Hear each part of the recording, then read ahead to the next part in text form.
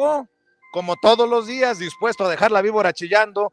Es el maestro Ricardo Sevilla, periodista de larga trayectoria, columnista, fundador y conductor de su espacio en YouTube, Los Datos Duros, el terror de la fachiza en redes sociales y orgullosamente miembro de esta familia sin censura. ¿Cómo estás, Ricardo? Estoy muy bien, querido Vicente, público memorioso, pues con el gusto de estar aquí el lunes y escuchando al organillero y por supuesto a la información que estás compartiendo aquí con la gente. Estaba yo escuchando a Tatiana Cloutier hace un momento. Bueno, se reincorpora Tatiana también a esta, pues a esta campaña. Yo digo que se reincorpora porque es un seguimiento de alguna manera de la transformación. Ella fue la coordinadora de campaña en su momento del ahora presidente López Obrador, condujo con mucho éxito, muchas polémicas alrededor, fue sembrando la tía Tatis y creo que en esta ocasión no se quedará atrás. Estoy muy bien, mi querido Vicente, espero que tú también estés bien. El que no está bien, el que yo creo que trae chorrillo es Samuel García, se baja de la contienda y algunos se preguntan, ¿pero a qué le tienes miedo? El que nada debe, nada teme, decía mi nana, que en paz descanse, pero sí que está cabrona la situación, está color de hormiga, se le echaron encima todos y en un descuido nos andan metiendo al bote a Samuel García. Ojo con esto y con las declaraciones del presidente que dice que se consumaría un golpe de estado si así lo aplicaran los opositores allá en Nuevo León. El presidente ha salido por convicción, creo yo, por congruencia, a defender a Samuel García, Ricardo. Así es, y mira, yo hacía la metáfora de que Samuel García se subió a un microbús en una esquina y a la siguiente esquina se bajó y se dio cuenta de que iba para el otro lado. Se equivoca, dura muy poco tiempo esta campaña y bueno, se acaba por ahora el sueño de Samuel García. Quería gobernar este país, pero sus viejos amigos de la derecha lo despertaron, le jalaron la cobija, le lanzaron un balde de agua fría y despertó de sus sueños guajiros. Él aseguraba que podía ganar la contienda presidencial. Yo digo que no, que el pueblo ya vivió y ya padeció la experiencia de tener un gobernante banal y emanado de las filas de la farándula. Aquí en México ya tuvimos suficiente con el desastroso sexenio de Enrique Peña Nieto, una marioneta que fue bien peinada de rayita en los estudios de Televisa. Y no, por más que Samuel repita como un mantra que podría haber ganado la contienda presidencial si el malévolo PRIAN lo hubiese dejado, muchas personas estamos seguros de que no sería así, de que no lo habría conseguido, pero en lo que sí tiene razón Samuel Vicente es que en el efímero tiempo que duró su candidatura logró arrebatarle el segundo lugar a Xóchitl Gálvez. Y no digo que la haya desbarrancado, porque de por sí Xóchitl ya ha caído en un barranco y no logra, desde mi punto de vista, salir de ese abismo. ¿Por qué se empeña Claudio X González en seguir apoyando a Xóchitl? Esa es una de las preguntas. Bueno, porque ella es uno de esos viejos títeres que se deja llevar por donde le dicte su titiritero. Samuel, aunque torpe y banal, tiene conciencia del peso electoral que tiene, es decir, de los votos que su candidatura podrían haber arrebatado o sumado a tal o cual candidato, en este caso candidatas. Samuel sí es un tipo anodino y desenfadado, en ese sentido se parece a Xóchitl, porque también Xóchitl es anodina, es desenfadada, pero la tragedia de Xóchitl es que sus titiriteros han sido demasiado pretenciosos y cada una de sus estrategias, las estrategias que le han inoculado, han hecho que Xóchitl muerde el polvo.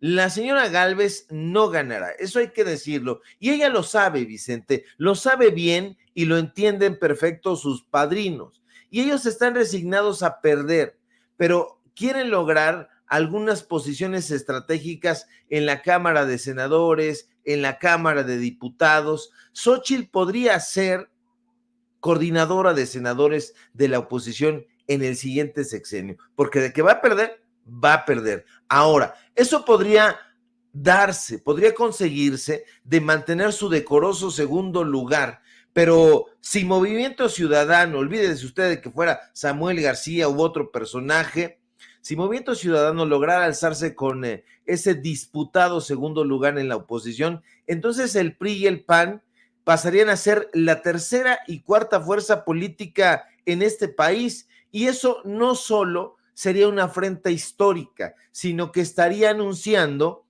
la muerte de ambos partidos. Y aquí va a depender mucho de la estrategia que se siga con respecto a Samuel. Y mientras el presidente, fíjate, muy inteligentemente lo respalda y como tú bien apuntas de manera congruente, habla bien de su gestión en Nuevo León, la oposición ha decidido vapulearlo y obstaculizarlo. Entonces, en ese sentido, no ha aprendido nada la oposición. ¿Por qué? Porque podría estar, sí, que pretendiendo desde luego meterlo a la cárcel, pero está colocándola en una posición muy incómoda para la oposición. Lo está victimizando. Lo quiere poner como un mártir y eso es una tontería. Ya lo hizo en su momento Fox.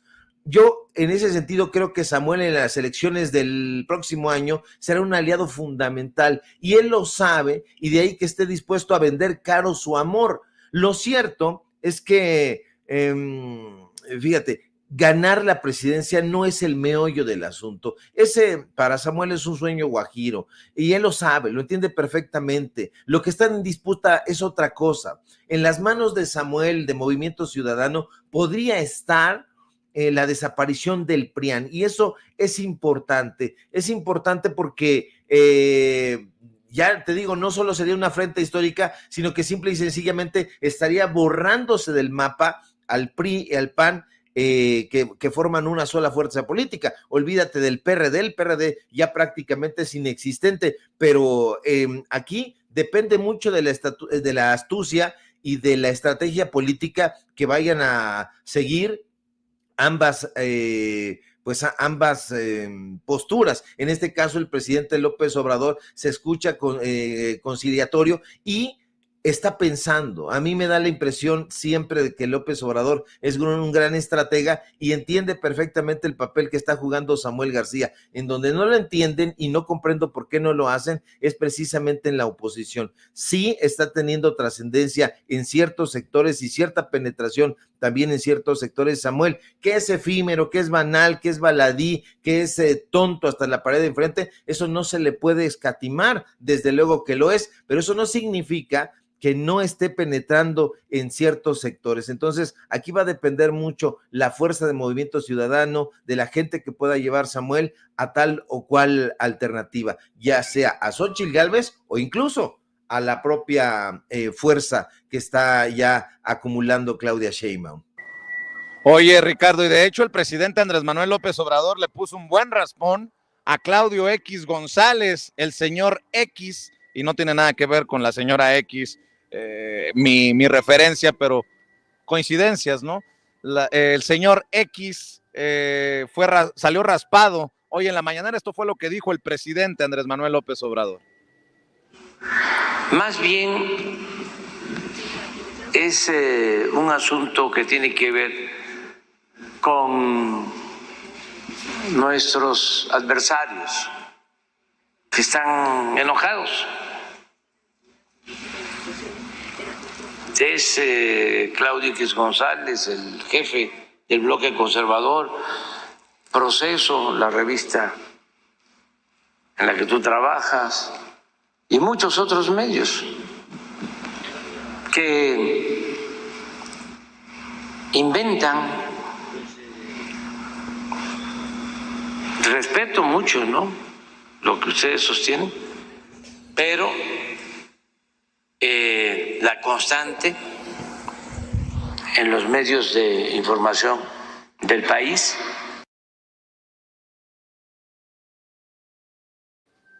Mi querido Ricardo, con esta respuesta que le da a la corresponsal de la revista Proceso, pues también sale raspado Proceso, y aquellos que inventan, dice el presidente, no voy muy lejos, ¿no? Francisco Moreno Durán, este columnista de Sin Embargo MX, que se avienta esta volada de que estaba casi infartado el presidente en Cancún, mientras aparece en Tulum inaugurando el aeropuerto internacional de aquella localidad. lo mismo Lourdes Mendoza, esta periodista, hasta reconocida por algunas organizaciones que señalan lo mismo, ¿no? Que el presidente estaba en el hospital en Cancún, pero bueno, ahí están los raspones de la mañanera que tanto les arden, Ricardo. Sí, el presidente López Obrador todos los días hace un examen riguroso de los medios de comunicación, y yo creo que sería ideal que se discutiera muy a profundidad y muy seriamente cuál ha sido el papel de los medios de comunicación, entiéndase la prensa, que generalmente pues ha sido una prensa de derecha, porque la prensa de izquierda históricamente, al menos en este país, no ha sido sufragada, sino por los propios esfuerzos de los periodistas. Cuando hay empresas periodísticas, como es el caso, por ejemplo, de Sin Censura, de otros medios como el que su servidor encabeza, en fin, suelen ser siempre muy modestos, animados por otros trabajos que logran conseguir los periodistas, pero estos medios de comunicación siempre están emanados de una sociedad anónima de capital variable, respaldados por alguna organización importante o influyente a nivel nacional, a nivel internacional,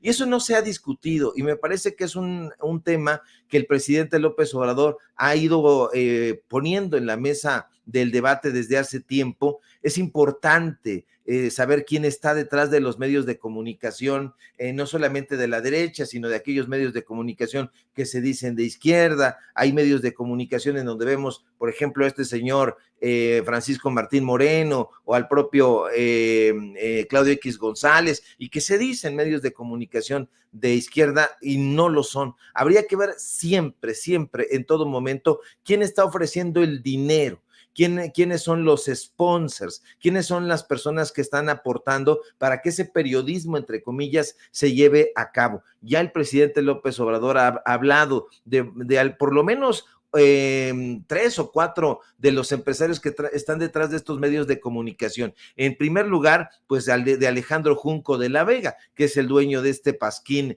inmundo. Yo coincido con lo que dice el presidente López Obrador, que es un pasquín horripilante, que es el periódico Reforma. El periódico Reforma, como bien apuntó el presidente López Obrador, viene emanado desde hace más de 80 años del grupo Monterrey, en el cual tenía una gran influencia Alejandro Junco de la Vega, y bueno, viene la familia, viene Alejandro Junco de la Vega, digamos, nuevo empresario de medios de comunicación, inauguran y fundan desde hace mucho tiempo el periódico El Norte. Después lo revela esta misma mañana el presidente López Obrador, Carlos Salinas de Gortari se los trae a la Ciudad de México para que sigan avanzando con ese periodismo corporativo y que obedece también a los intereses de la política de derecha. Intentan en una primera época, y eso la gente lo debe recordar, y si no lo recuerda hay que recordárselo, que intentaron darle una embarradita de pensadores o de articulistas de izquierda, periodistas, escritores, etcétera. ¿En quién pienso? En determinado momento Carlos Monsiváis escribió en el Reforma, después se fue, regresó a La Jornada. En determinado momento y desde el comienzo estuvo ahí Miguel Ángel Granados Chapa, un periodista al que nadie le puede históricamente escatimar ese papel. Estuvo más progre aún Germán Deza, pero después y hasta el momento, imagínate el listado: Carmen Aristegui, Denise Dresser, Enrique Krause, su esposa Isabel Turrein, Gabriel Said, Mario Vargas Llosa, y ¿quién es el único contrapeso que hay?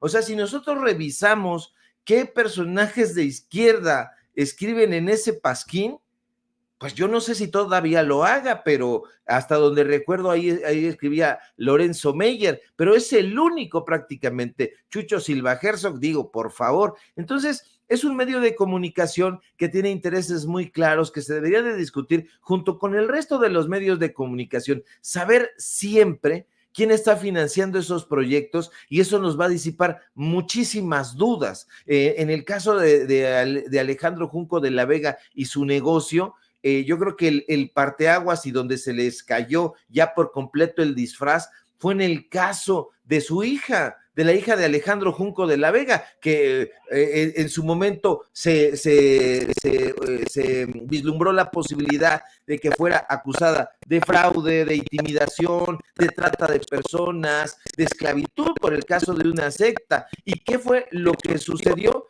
Que nunca le dedicaron una sola nota. Ni uno de los columnistas que publican en ese pasquín se atrevieron siquiera a mencionarlo. Entonces, el papel de los medios de comunicación, mi querido Vicente, público memorioso, necesita ser sometido a examen.